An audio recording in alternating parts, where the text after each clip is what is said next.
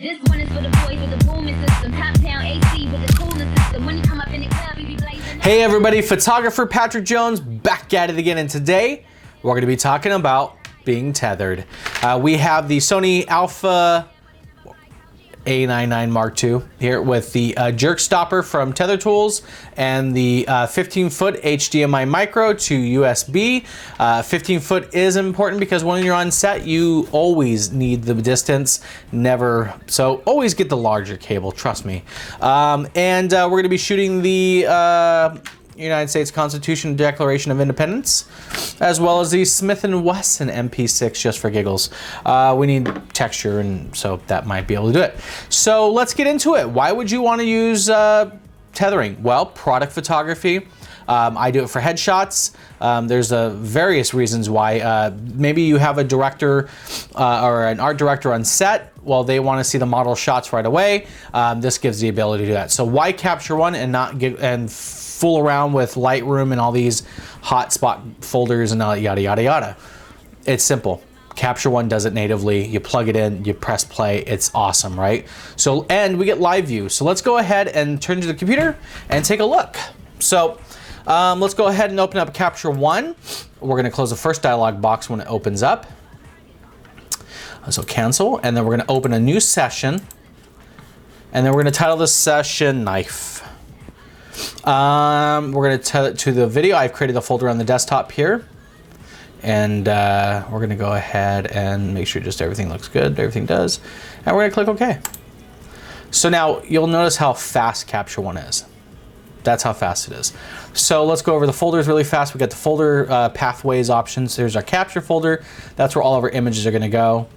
On this right hand side is where the images are going to pop up. This is our preview window. So there's our camera. We could set our aperture here. I go plus or minus if I click that.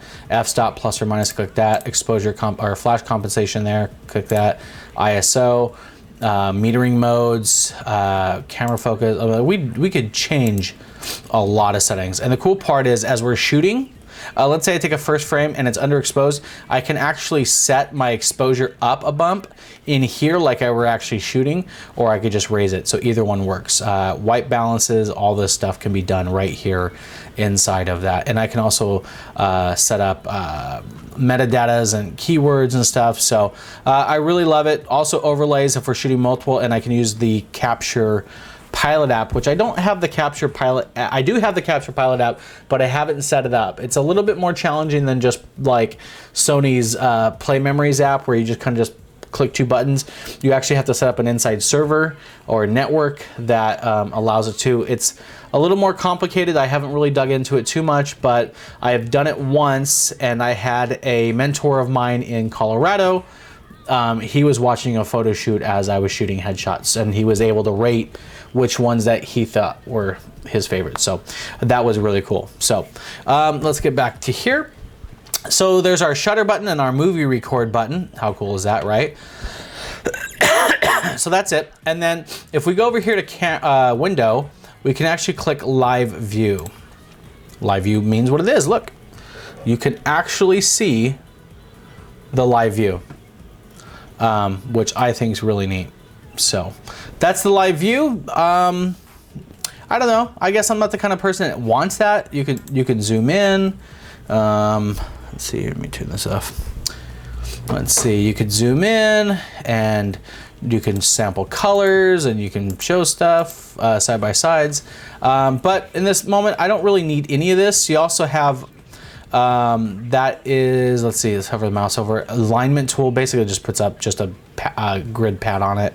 Overlays are on. We don't really need those on. But in this case, let's go ahead and just go back to our camera setting here. Boom. And let's dial in our focus. We're going to get right on the logo. Now, looking at, let's see, let's add a histogram. Let's see if we can add it. I'm not sure if we can or not.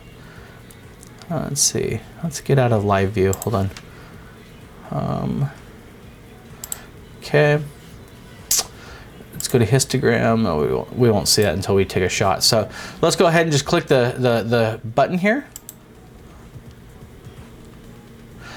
And reality is I could sit here and do this. I can take this over this side, and then I can bring up the live view, and I could shrink this down to the other half, and I'll get my mug back up on the screen. So let's go ahead, let's see, let's just take a shot maybe. Oh, we don't have a memory card. I took a memory card out. So hold on one second, let me put a memory card back in.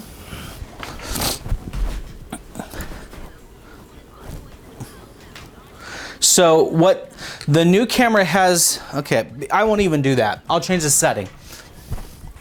So what the new Sony A99 Mark II has over, of course, a lot of other competitor cameras is the fact that you can actually shoot to the card and simultaneously to the computer. So thumbs up, because the A99, which I'm shooting with right now, you actually can't do that. So this is really cool that I'm gonna do that, but I'm gonna change that setting so that way I'm only shooting to one card and not simultaneous. One thing you can't use with this is the Play Memories app. You can't actually use that and Tether at the same time, which makes sense because you are doing two different things, and so that makes a lot of sense. So give me a second, let's take this off. Select memory slot 1. Let me see.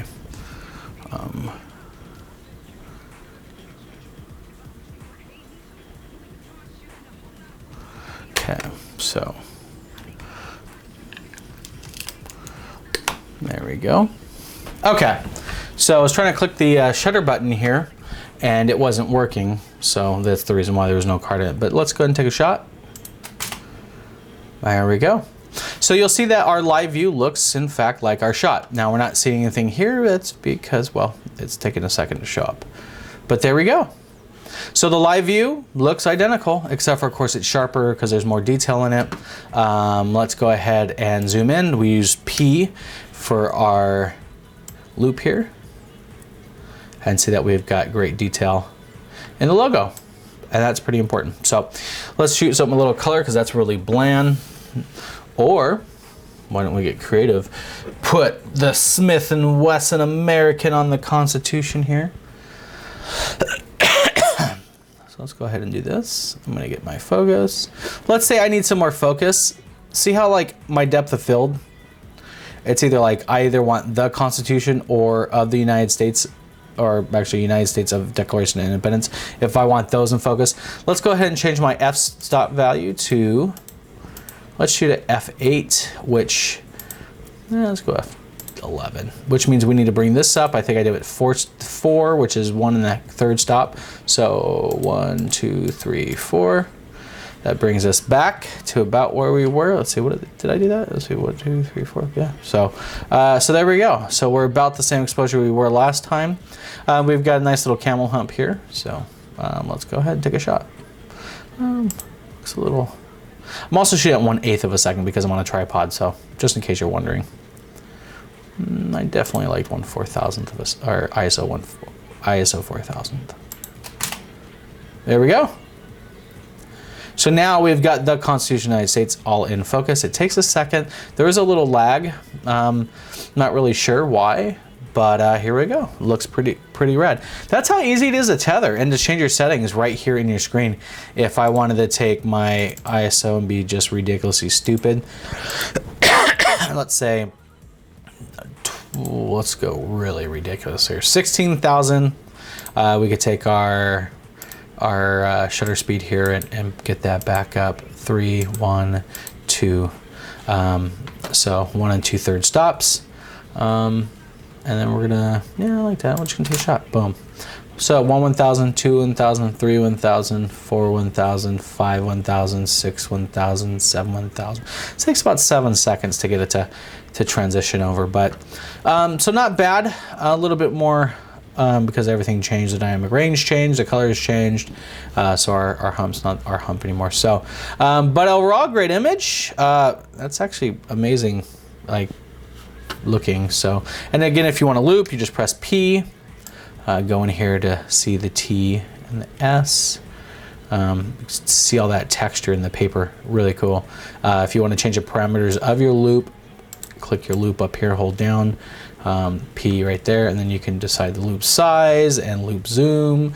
So yeah, pretty cool.